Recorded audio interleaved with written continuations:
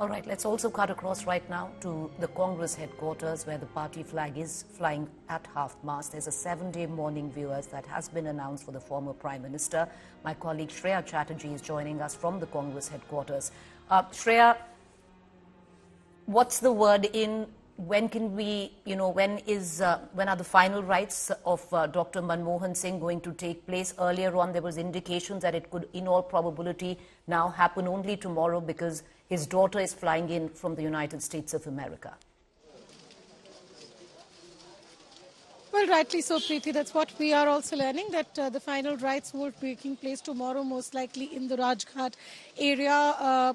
His daughter is already flying down from the US. We're also being told that once all the senior dignitaries pay their tributes to Manmohan Singh at his residence, his mortal remains will also be moved into the Congress headquarters for public so that they can also come and pay in respects. Right now, the Prime Minister and the Home Minister is there at the residence of Manmohan Singh where they are paying tributes to Dr. Manmohan Singh. Clearly, there will be arrangements put in place, but everything will be happening tomorrow. Unlikely today we will see any activity at the ASIC headquarters because all senior leaders of the Congress party are also, I'm told, expected to visit Manmohan Singh's residence where they will be paying their last tribute.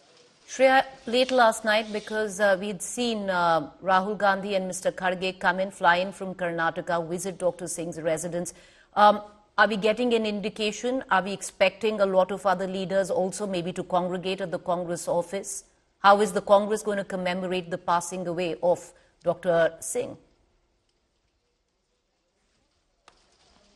Well, there is a discussion under its way, we are being told, Preeti. All the senior leaders of the Congress party, that includes the sitting chief ministers as well, they're also expected to fly down to the national capital.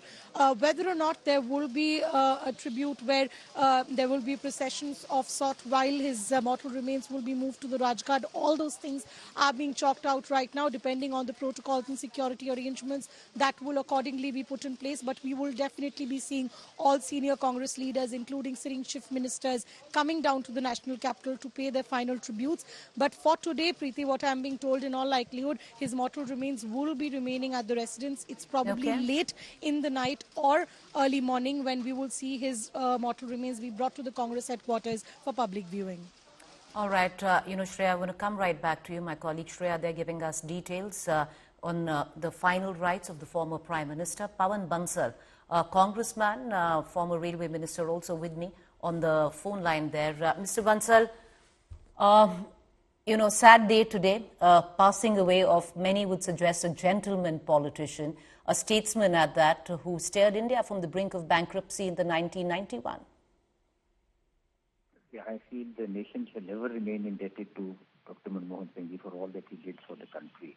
In a very humble way he worked. The right to information, the right to education, food security, the fair compensation for land acquisition, the energy security, which he insisted upon and agreed, made the entire party agree to it, and that was signed with US. Then the Aadhaar card, what we are all today, because of technology, we are talking of it. He did 13, 14 years back. He inaugurated the Aadhaar that time. He left no field untouched in the country, and the progress that the country made under him was tremendous. The opening up of the economy when we were in a bad shape and hardly any foreign exchange was left with us. That was the time when, as finance minister, he worked. But what I saw working with him was that he would encourage everybody to work, and he believed more in his actions than his words, would speak less, but had firm commitments and dedication to his work. And he actually led us by example. All that he did here only showed us the way to work. He wouldn't otherwise flaunt any of his achievements or any work that he would do, but inspired every colleague, inspired every worker. Mr. Bansal, there are many high points of his 10-year-long prime ministership from 2004 to 2014, and I would reckon the handling of the Indo-US nuclear deal would be one of them. You yourself worked in his cabinet. Do you have any personal anecdotes today, Mr. Bansal, to recall? Well, I was at that time the I had the charge of parliamentary affairs with him, and we know it was a difficult time convincing everybody. He would just, in a way, guide us to go around. The Minister for Parliamentary Affairs, Dr. Manmohan Singh, would then, as also the ministers of state, he would instruct us to meet each and every person in the opposition, and also, of course, it was with the left also who were actually had a different view. But every congressman stood united, and there were others who supported us. We were supposed to be meeting all the leaders, and well, we achieved that ultimately. Mr. Bansal, condolences as a former congressman, remembering your colleague there.